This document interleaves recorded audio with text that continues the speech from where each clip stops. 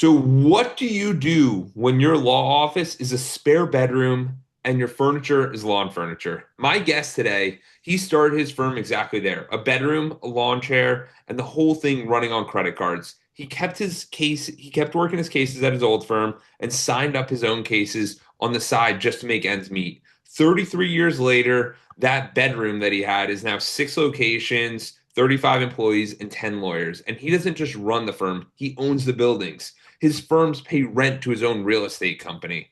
Along the way, he became one of less than 1% of trial lawyers with a lifetime membership in the multi-million dollar advocates forum, with verdicts as high as 3.5 million. 3 decades going up against insurance companies for injured people, learning exactly how the other side plays the game. And here's my favorite part. He's 62. His son and daughter want to join the business, and he's still looking to grow.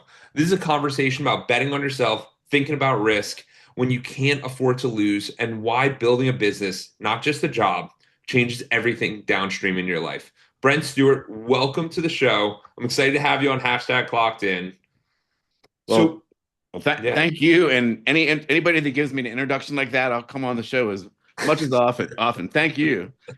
awesome, Brent. Awesome. And Brent, for you, you got to take us to that moment. What was going on for you when you're working at another law firm? You're trying to build your own. How are you thinking about that? Because this was way before side hustles and business was cool. Well, it kind of came down to like my mental health. Like I'd been working for a big law firm down in Charleston, South Carolina, and I was going from 6 in the morning to 7 at night, and I did it for an entire year. And I remember I went home to visit my family in West Virginia over Christmas, and it took me 5 hours of driving just to come to a level, just be able to breathe. And I'd made this guy a ton of money, a ton of money, and I made a good salary, $110,000, and that was a lot back then. But I had Absolutely. made millions for him, and I just decided when I went back, I was going to say, "You need to pay me X amount, and if you don't, I'm leaving." And so I got it into my head, and when I went back after being home for Christmas, I went in and we had that conversation, and he kind of laughed, and I walked out the door. I got in my car that wasn't paid for, sat there for a minute and thought, what did I just do? And then I had no choice but to start acting to go forward. Absolutely. Because there's times in our life where we have, and a lot of people listening right now are in that situation where they're like, dude, I made the boss a bunch of money. Where's my money? And there's sometimes where you just got to push the limits and just go off on your own and think about that. So, Brent, what even got you into law in the first place? Well, my parents, I grew up in West Virginia, and we had kind of a small cabin on the lake, and there was a lawyer that lived next door to us. And I talked to him a lot, and I just kind of saw what he did. And so I cut his grass, and he had a riding mower. And so I used his riding mower to cut his grass. And then he gave it to me so I could cut other people's yards. And I was like, if this dude can give me a riding mower, he is doing well. And that's what I want. So it kind of, he was very generous. And it just kind of stuck into my head that I want to be able to do that someday. Give a kid a riding mower so he can grow his, back then, my yard business. And so it just always stuck in my head. And I just, from that day on, I was a lawyer. I love it. I love it. And have you always been entrepreneurial throughout your journey? Um, Originally, I wouldn't say that I planned on going out to start my own firm. My first job was with a big kind of heavy hitting litigation firm, and I saw that I could possibly make enough money there. And then something from my introduction is kind of why I didn't. This law firm had two boys, and they were clearly aiming those boys to come back into the business. And I was like, I'm going to do well there until those two boys, and they were like 12 and 11. When they hit, when they get out of law school in 10 years, someone's going to go, and it's not going to be them, it's going to be me. And so that's when I started thinking I need to at least leave that job and start kind of angling in a different direction. Wow. So you saw the writing on the wall years and years before, because most people don't have that long-term vision. Well, they were a family firm. It was already a husband and wife, and so they were clearly grooming the children to be lawyers. And in fact, the the one is a great lawyer now, and he took over the firm. So my fear was realized. Just luckily, I jumped before it became a crisis for me. Absolutely. And the interesting thing about lawyers, when I talk to them, I find that a lot of them they're very good at the information, very good at their practice, very good at the operations. Let's go with that. The business side is another animal. Well, I think it's doctors and lawyers. Like 100%. we know our craft. Every lawyer can put the pleadings on the paper and push them out, but the running the business is the rough part. When I worked for the last firm I did before I jumped, when I would finish a case, I would go into accounting to watch how the books worked. Oh, And I wow. remember being shocked because you don't have just one set of books as a lawyer. You have to have your escrow books, and that's where all the money goes until you earn it.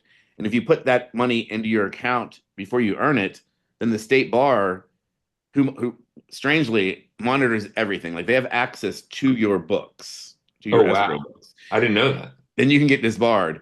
So there's a lot. Like I think some people just leave and put up a sign, and then it's like they screwed this up, they screwed this up, they screwed this up. I tried to start watching how the wheels turned in this firm because the lawyer I worked for maybe didn't go to court that much, but he knew the business aspect. My Yeah. first firm really knew the legal part.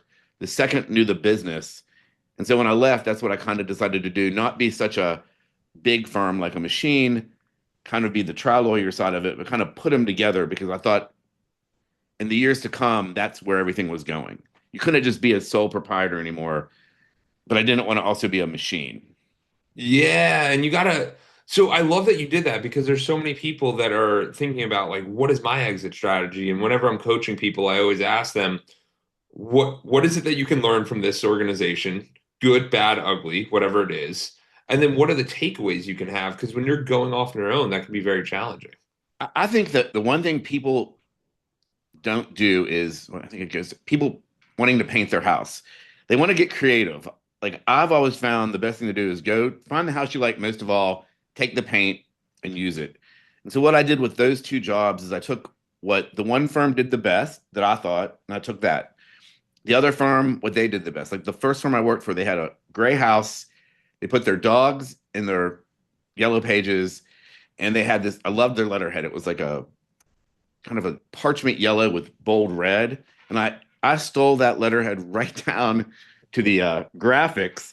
And I was doing work with them back and forth, and I was always afraid they were going to say, "Give up your letterhead." But I like my ads were the same. Like, and then I did the marketing from the other firm. So I think what you do is you take what you know works.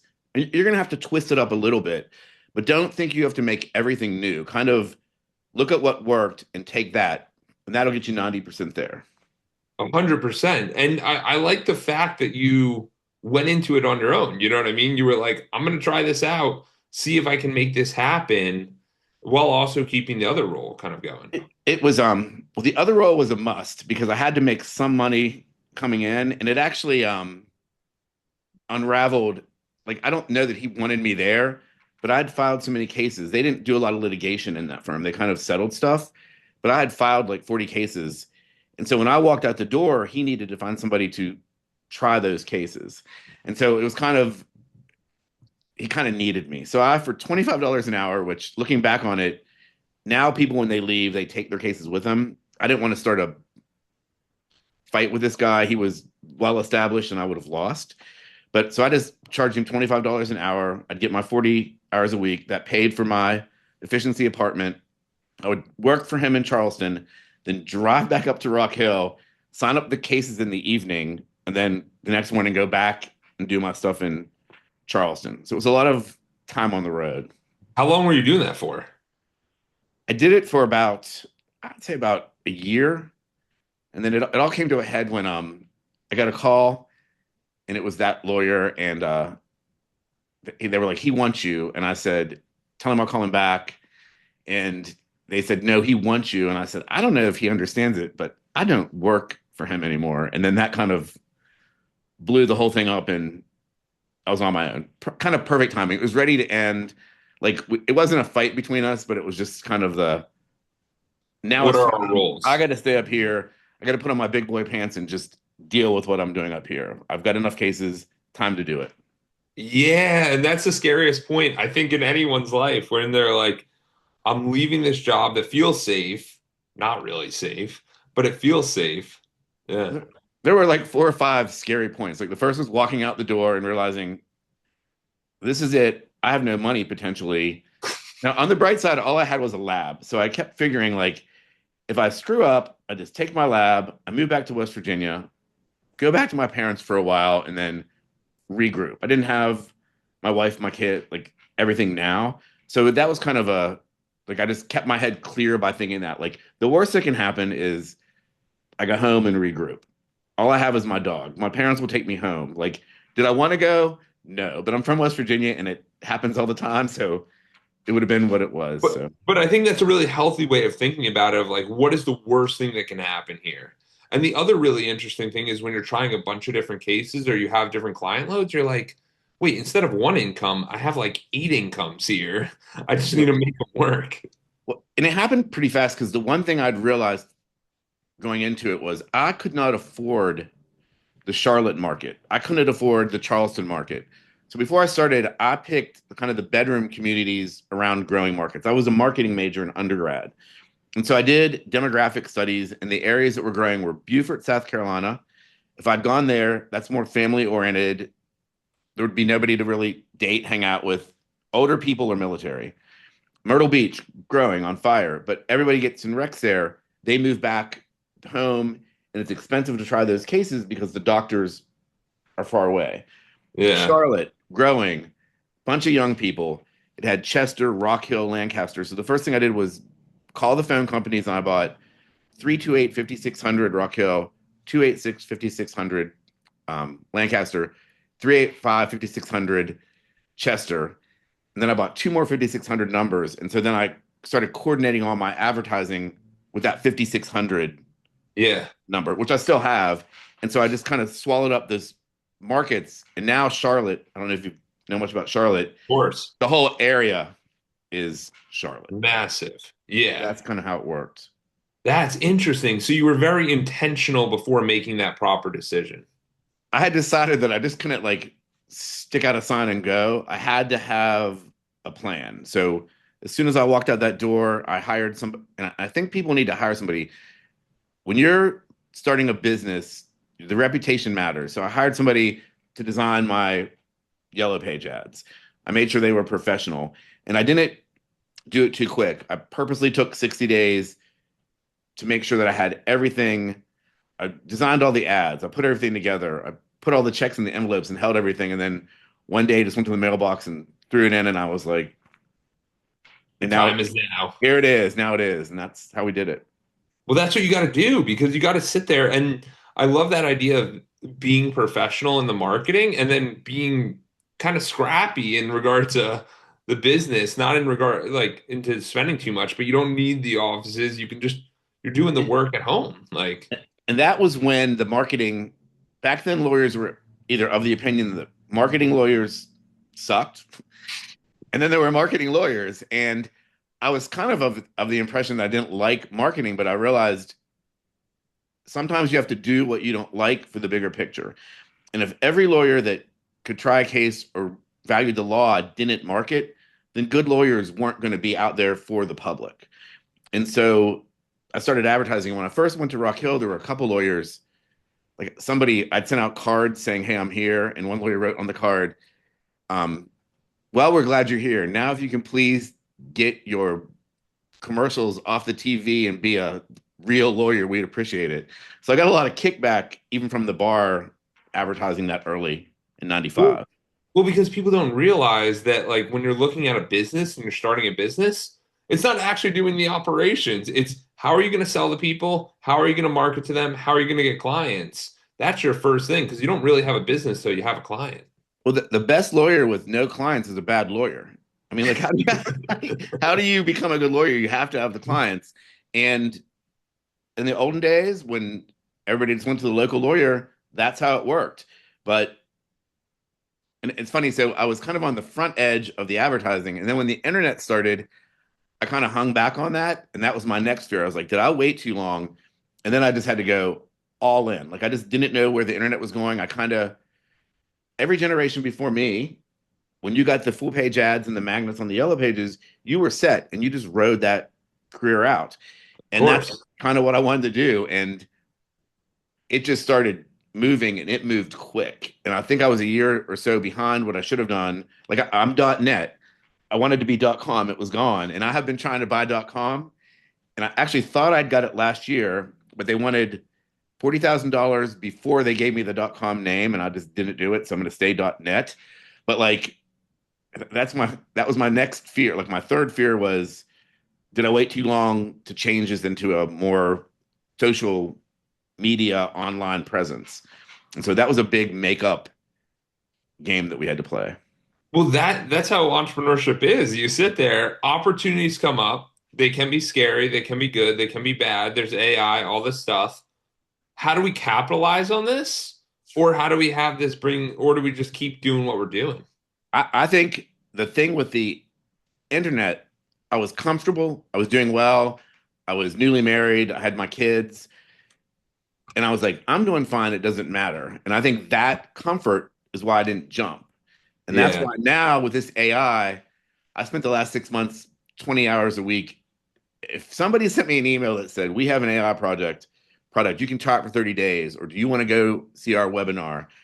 I tried to do 20 hours a week of every AI product out there because I was like, I am not falling behind again.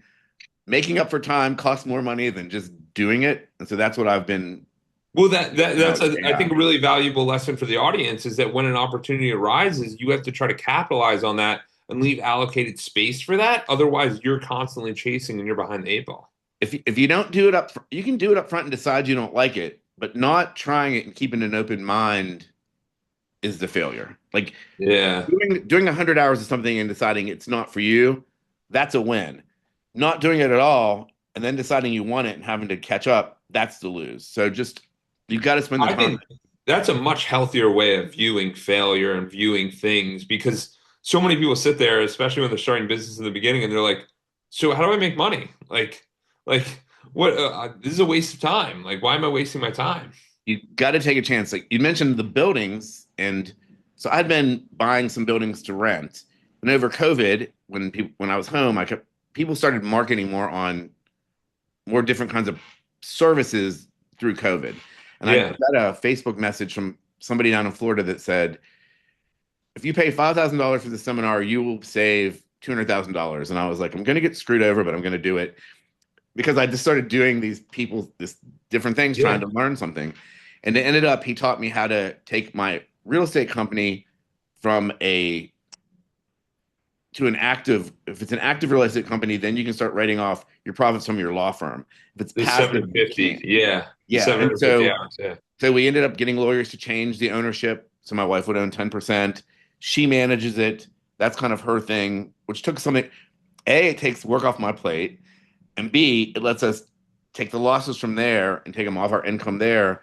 And that $5,000 has saved me a lot of money. If I had just said, I don't trust this guy, which I didn't originally, I'm not going to do it, I would have, like, I probably saved $1 million by doing something that's legitimate. It's there for people to use. But if you don't open your mind and try new things and listen to people, you're not going to go any farther. Absolutely. I mean, that's the whole reason I do the podcast to learn from people. It's how we do things. So, Brent, take me back to you starting the law firm, you getting some clients, and then how does it get to this point of six six location? Like, how does that even happen? Like, were you in survival mode in the beginning, or how were you thinking about that? Um, it was almost accidental. I I got lucky in the very beginning, and I had met a couple big clients. And so in the first year and a half, I had some bigger cases. And the first thing I did was I'd met some people when I bought initial office building. I decided up front that it would be better to make less money and overstaff, so I could overserve the client base. I Okay, think I think some people start making money and then they become greedy with the money. And I think the best way to do it is to, and lawyers are notoriously bad for this, overserve your clients. For every client you overserve, you're going to get two more referrals because you treated them better. 100%. So that's kind of how that went. And then I just saw my goal was to only have two lawyers in one office. I thought that was ultimate success. And then I just saw what was happening with firms weren't staying local. Like the Walmart theory, the Rite Aid theory, all in the olden days, if my kid was a really good with tools, I could have now helped him in Charlotte open a store to sell tools or like a hardware store. Okay. Now you can't. They're all Blackhawk. Like every local hardware store has been bought. And I just even back then thought this is going to happen with law firms. I either need to be big enough that they had to buy me, and I have to be not so small they can just snuff me out. So my goal was to spread the practice out so that maybe I would lose eventually to some big national firm, but they would have to deal with me or buy me. They just couldn't kill me. And that's kind of why I started the growth And factor. that's why you started to going with a different location so that you weren't just in that. Exactly. I just started, and I already had the roadmap of how to start the business. I knew what equipment I needed. I knew what the costs were. I knew where the locations needed to be. I was still staying in markets that weren't, instead of going to Greenville, I love Greenville, South Carolina. It is a great city. I went to Spartanburg when Spartanburg wasn't as good as it is now. Spartanburg is on fire. It's wonderful, but I still picked kind of the backroom communities. And so I just kept running with that system that I had created when I started Rock Hill. So it's this idea of like going after specific niches Yes. instead of being all over the place. Yes. Because even some of the cities that you're naming, I mean, I'm in Tampa right now, but I don't even know half the city. Like I haven't heard of some of them because I'm not local to that South Carolina area. And it gets you thinking like how many big businesses are running that people just don't know about. Like because Right. there's so much opportunity, because you're like, if I can feed this community instead of trying to compete with everyone in Charlotte or compete with everyone in yeah. I think another thing that lawyers and doctors have big egos, and everybody wants a big house in a big city with big restaurants. And I think that's great. And like I live in Charlotte now and I love Charlotte and I love the other night my daughter and I went to a great sushi place. But you still need to understand that there are markets out there that aren't Charlotte that need legal representation and they need restaurants, they need business too. And sometimes it's easier to go into those places and get your foothold and start moving around, and it's more cost effective to do it. Don't let your ego make you work in a place where you have a great idea, but you can't afford it. And then you're out of business from a great idea because you just picked a place that wasn't financially possible. I 100% agree with that. I mean, I grew up in North Jersey, so a lot of my friends go to New York City, and it's very hard to be entrepreneurial in New York City because the costs are just so high for everything. So when I went down to Tampa, it was like, what? Like Tampa's picking up a lot, but like your costs are significantly lower, in which case you have a lot more runway. You don't have to build it up as much. And now, as you start to see, there's more entrepreneurs in these other cities than in New York because it's like, why would I pay $5,000 a month for a rent when you know what I mean? It just doesn't make sense. And the funny thing is, like, so growing up in West Virginia in kind of a small town, I like the city, but I still, and this might have helped me too, I still feel more at home with those people than I do kind of maybe even more the people that are my neighbors now. Like, it's kind of, I think it's hard to grow up in 18 years in one way. And even though I'm 60 now, 62, it's been a whole lot of years since I was in West Virginia. I still think those first formative years are as impressive as the next 40 or 50, just because that's what makes you. I think change happens slower Than we as you get think. older. Absolutely. And then for you, how were you in this feeling of like building your law firm, trusting the lawyers that they weren't going to do what you did to the like to go build Well, out their I kind of have a theory on that too. So I'd at one point taken on a partner and I didn't like that work. I didn't think it worked out. And so I Yeah. got rid of that and I decided I didn't want to do that. So how do I keep the best lawyers there? Well, you pay them like a partner. You make it so if they left, they would not make much more anyway. And that's how I've kept my good lawyers. I've always been like, I don't, well, going back to overstaffing, if you try to take all the money, you're going to have people run off. That's why I left that first firm. And so I kind of always think back, like, that's why I left. Why wouldn't somebody else do that to me? I had one partner that we split. I've had one guy that really wanted to be a partner, and I just didn't want that to happen. I don't like the makeup of it. I want to bring my kids in. I wanted to forever. And so I've kind of angled in that direction. Like he saw that happening, like I saw it with my first firm, and he went on his way. And I also think that if people leave and they take my cases and we work out a fee split, I'm still going to survive. You know what I mean? Like, Yeah. so I'm not going to start I don't want to say shit show, but a shit show over people leaving. If you want to leave, it's better than having somebody in your business that hates you. One bad person will slow the whole thing down. So if you want to go, let's talk about it. If we can't negotiate it, we will litigate it. And that's just the way it goes. But It, that brings you to like a point of an abundance mindset and realizing that like, hey, if this is an opportunity for you, there's someone who loves this opportunity and would be happy to take it. So like, because I know that to be true, I'm not super cutthroat, like where I feel like I'm going to lose everything because this person's leaving. now that being said, like I've had a lot of my lawyers have been there forever. I had one leave, it was years ago, to go to another lawyer that he thought was a more of a known lawyer, and now he's back with me. And I have a history of people leaving to go to greener pastures that come back. It's maybe like a 70% rate of people that leave come back.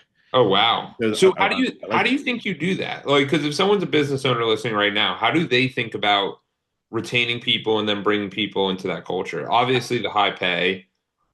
well, I think that it's part of my strongest point and part of my weakest point is why that works. Is I've still kept a lot of the culture from when we were 10 employees and under.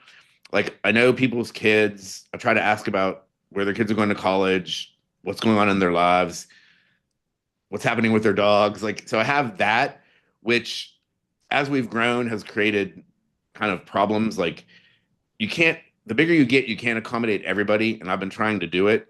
And now my problem is I think we're big enough that I've got to kind of hold back on accommodating everybody because I found that with human nature, if I give somebody a new stapler, even Yeah. if they have a perfectly functional stapler, they want a new stapler too. Like, I mean, it's one of those things. And so, Yeah.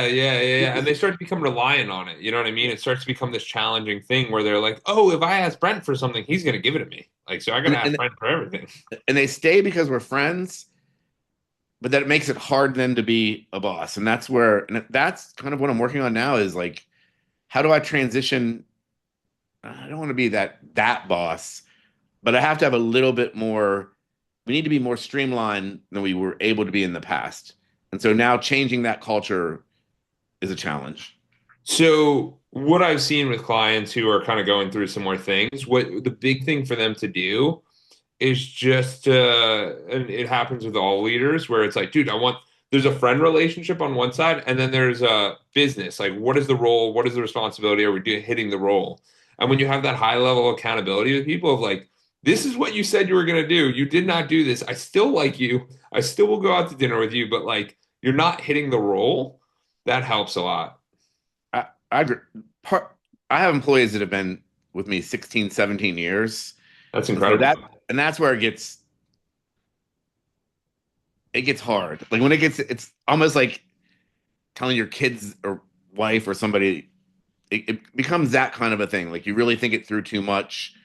And then I think a bigger problem is when you wait too long to say something's wrong, then you kind of blow up and make a big mess out of it. Like I think this year I need to address the issues quicker rather than letting me get to the point where I'm just pissed off. I think A that's where a hundred lot of the percent. I mean, problem. that comes down to having hard conversations, and this is just for anyone. Like, if you ever have a hard conversation, it's much better to have that hard conversation early than Right. it is moments passing where they find out on their own and they're like, "What is your problem here?" Like, That's another thing that I think is really important. I call it cut the bleed, and yeah, it's with starting businesses.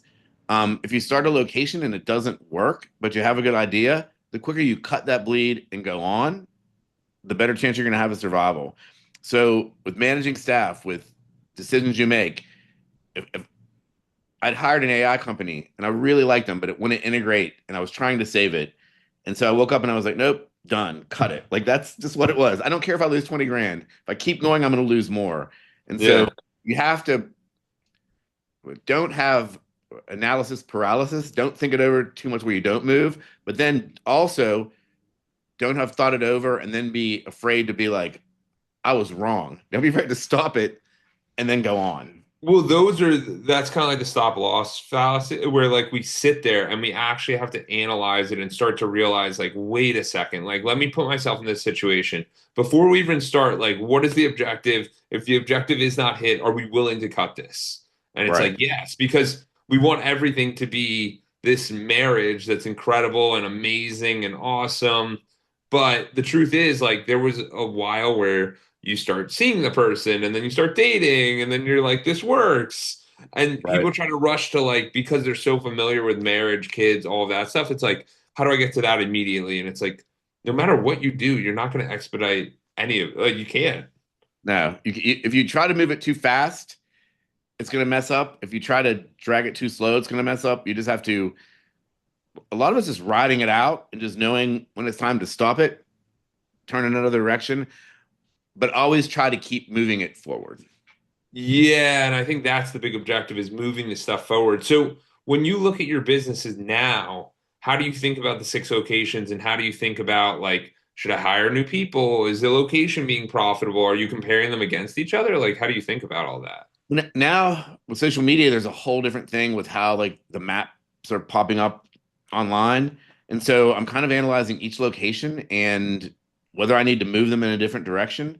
And then that goes to the next step. If I move this 10 miles, well, I lose a staff member that I really like because of the commute. Um, people are trying, people want to work from home, and I don't think it works for my business. Like, I think law firms need to be staffed. We need people there to meet new clients. There needs to be a place where they go. So they've got to be in office. So somebody that has to drive an extra 30 minutes may just as easy get a job that's remote or go to a different firm. So now we're like looking through locations, seeing if we move people, does that make a difference? Determining whether we should take the bigger areas, put more people in three locations and have kind of branch offices we can run to. And so in today's world, if you stop thinking ahead, you are dead. You have to keep not you don't necessarily have to keep growing, but you have to keep up with the market. And so Yeah. every day I try to think a few hours on what do I need to change, what do I need to keep, and I think that's important. Has that always been a mindset of yours? I've always had a problem with boredom, so I don't think so. My wife's like, if you have nothing wrong, you'll store something up to make it wrong, and so I think like that. I think most of my traits are my positives and my negatives. Like that's kind of how I operate. Like the things that are good about me, I overdo them to the point that they almost get bad. So like maybe I could sit back and not try to make as much change. And if I didn't try to change it as much, I wouldn't have to cut the bleed so much. And I Yeah. think it keeps it going and it keeps it interesting. And so far I haven't done so much that I've screwed up anything. So I don't know, maybe that'll happen. But you also got to keep it in your mind. It's better to try it and screw up than just not try at all. 100%. I completely agree. And Brent, with you, how do you think about managing your big business with your family? And how do you think about that kind of stuff? Because I feel like that's very challenging for a lot of people. It's one of the biggest pluses I had with starting a business. When I worked for other law firms and I watched other lawyers work for other law firms, they're there. I was there till 8 o'clock at night. I Yeah. kind of made it's part of our culture and maybe why people stay. Like my staff, I always say, if you stand in front of our door at 5 o'clock, you will be injured. These people herd out the door at 5 o'clock and they go see their family, and that's fine. Now, if we have something to do, well, they can work at home. I also pay overtime.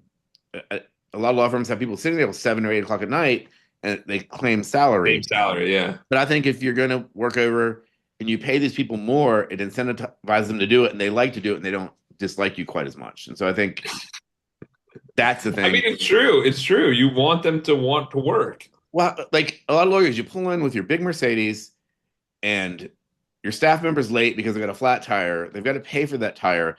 If you don't realize that your life is different and they see you and you totally ignore them, they deserve to hate you. And you kind of deserve to be hated. So I think you have to be very aware of your lifestyle and you have to kind of share that with people around you. And if not, you're a jerk. and it's not going to bode well for you. Yeah, it's much better like if you're winning, then everyone starts to win in some capacity, which is I think what you're trying to get at You there. have to share the success, or that's the problem. But I, but back with family, I decided that when we had kids, I was like, I've got to spend time with these kids. My son, when he was 14, got recruited to play lacrosse at a school called the Holderness School up in New Hampshire. And when it first, my wife went to boarding school, but when it came up for my son to go to boarding school, she was pissed.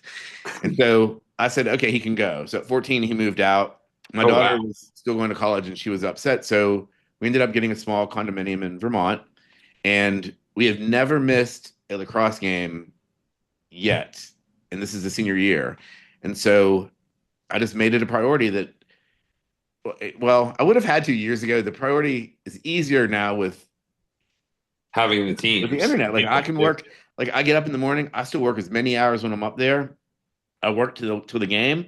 I go to the game on my phone. If something comes up, I can still do it. I wish I could be more attentive. Like I have missed halves of games, but I'm there and I'm present, and that matters. My If I could do one thing over, I would have been fully present.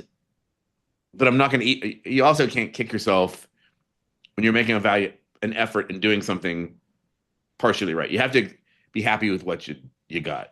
Yeah, because there's always areas to improve. There's always things that we can fix. But I think the idea of, I mean, especially with the phone and the cameras and the stuff, the presence for a lot of us is really hard. It's hard for us to sit there and have a full conversation with someone for an Right. hour without being derailed from text messages or emails or that. Yeah.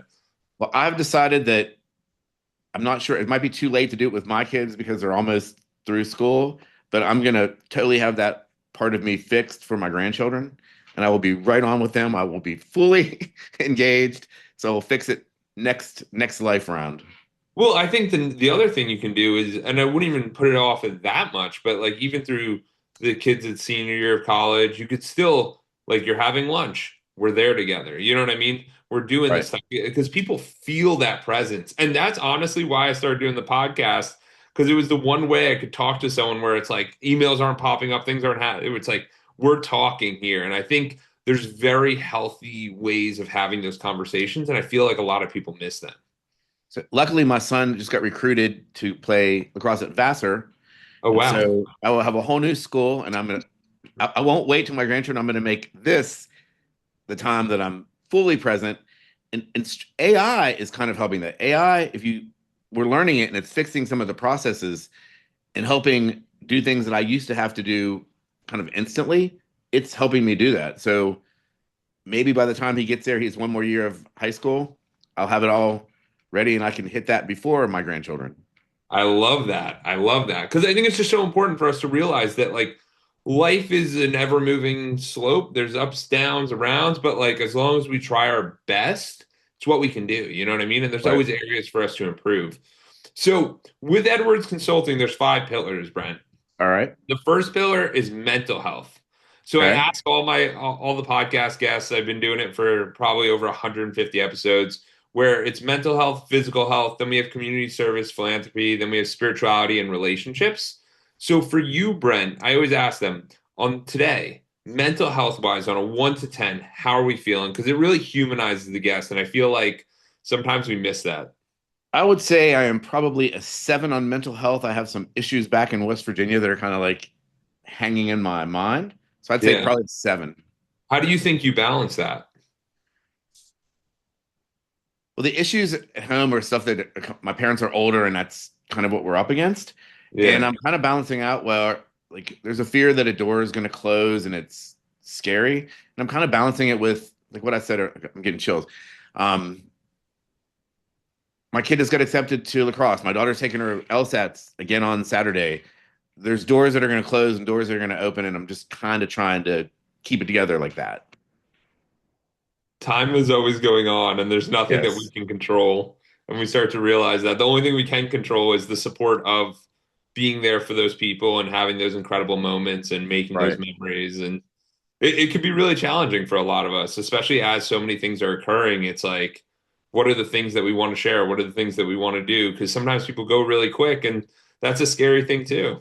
It is going to be an interesting next week to keep my self together. Like, so I'm actually going home. My dad's in the hospital, and so we're dealing with that. But then WV Law School, where I went, wants my daughter to take a tour, and the assistant dean has contacted us. So like, I'm going back for a negative, negative, negative thing, and there's a positive, positive, positive thing happening, and so I'm just kind of like How do I handle this keeping all? them, just keeping them together. Oh my God, I appreciate you sharing that because the vulnerability is really it's what's real and it helps people show up authentically. Now, physical health on a 1 to 10, how are you feeling today?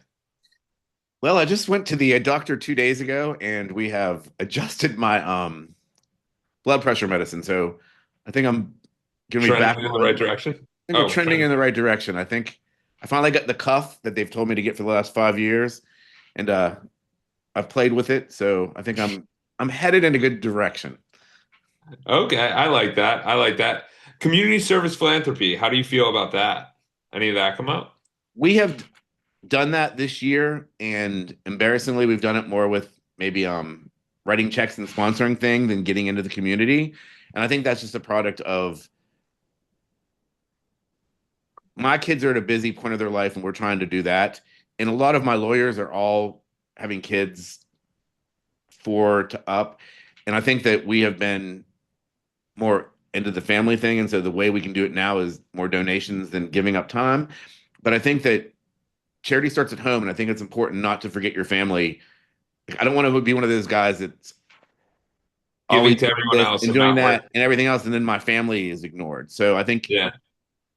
I think I need to work on that balance a little bit better. I think it's a healthy balance, though. And I think you're bringing up a really good point because there's a lot of people sitting there going, like, I'm just trying to get through this family thing. Like, and And then it's how that's do you link these other things? Yeah. and that's important. And if you give up the family thing and something, the most important thing is for me is to make good human beings to go out into the future. Yeah. So while I'm not donating my time, if I can keep my child from being a jerk and help the world, then I'm kind of doing some kind of social work. 100%. 100%. And then relationships, like this could be a relationship with family, friends, whatever you want it to be. What about your relationships on like a 1 to 10? How do you think about that? I think I have great relationships within my firm, which I love. I think my family relationships are going to get better in September when we kind of get the kids back to school because my wife and I are flying back and forth. My son, having gone to school in New Hampshire, he wants to stay up there. That's where his friends are. My daughter went to school in Charlotte. She wants to be here with her friends. And so I think it's really important for the kids to be where they want with their friends. Like we kind of created this almost mixed family in some respects. And so this part of the year is always complicated, but I think it'll all boil down in September. Absolutely. Absolutely. And how do you think you keep good relationships at the firm for anyone who has I think it's employees? funny, like so last night I got home and I was getting ready to go to dinner with my mother-in-law and my daughter, and I get a text from my paralegal Freddie, give her a shout out. She's been with me for 16 years. And I Go think Freddie. like we communicate like friends. We joke around so I have a lawyer that does the bigger you get, like I have an ethics lawyer that's on call. So anything I want to do, I run that by him.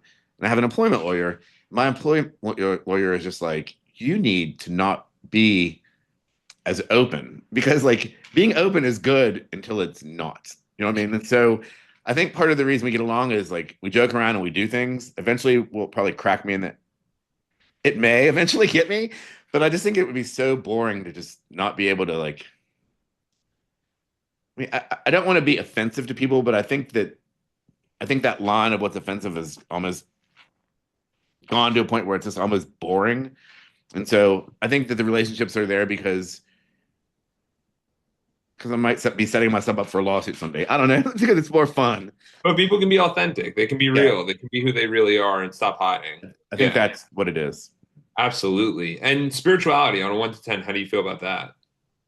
Well, I'm more spiritual than religious for sure. My theory has always been if you treat people good and you're a good person all over, if I'm wrong in my actual beliefs, then if there is one being, they should accept me for being good. Like I think that's the basis of how everything works.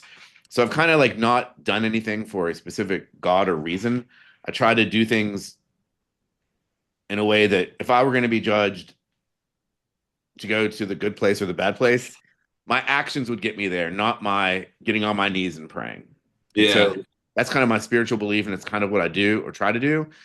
And I'm not always good at it because I can be a jerk too. Like I'm not I can flip people off on they're cut me off on the road. So I've got the bad things too, but I try overall to follow my belief of spirituality. I like that because I don't think it, and the reason it is spirituality instead of religion is because it's like, hey, it's what do you believe? How are we interconnected? Sometimes I use it as like I'm going on a run. Like I went on a run this morning. I just say morning to everyone. I'm like, I'm not going to talk to them, but I just say morning because it's just like, how do you stay connected with people? That hits home so much. Like, so my wife and I are totally different. Like, her family is more quiet, and she'll be like, "You can't get out of a grocery store without saying hello." And I don't see the reason that it's not painful for me to say hello. I think some people will just have more anxiety at that, but I It's a think muscle. I think you get rewarded for being that person that you say hi to five people and three people will react to it and feel better, and then they have a better day. I think that's Cor- important. Correct. And I think But sometimes that's spirituality, and sometimes we don't realize that. You know what I mean? that's more important to me than going every Sunday and getting dressed up Yes. and going into a church. And that's just my belief. Am I a Christian? Yes. Yes. But more importantly than that is just treating people right. And I think some people stand behind that they're a Christian and therefore they're good. And I think you have to be good and then therefore you can be a Christian. You have to be good first before you go to any next level. Absolutely. Absolutely. And Brent, this has been awesome. I love hearing about the law firm. I love hearing about your I've had a great story, bringing time. it all together. And so, where can people learn more about you? Well, like first of all, I've enjoyed being on your show. I've watched it. I think you were great. I think all everybody listening should go out and give him a bunch of fives and give him some love online. It's really important. But if you want me, it's www.stortloffices.net. And we also have 866 Stort as a phone number. And I changed it to .com. I got .com on that and .net. And if you Google us, Alexa us, Ask AI, call Stort Law Offices in Charlotte, any of those ways. I always give my cell phone 803-487-6446. I got two calls this morning from people that somehow passed it on from person to person. Um, Keep me going. I have a kid starting law school, one starting college. I'll be doing this for a long, long time. I love it. I love it. I'll put that all in the show notes. Thank you, Brent. Okay, thank you. Have a good one.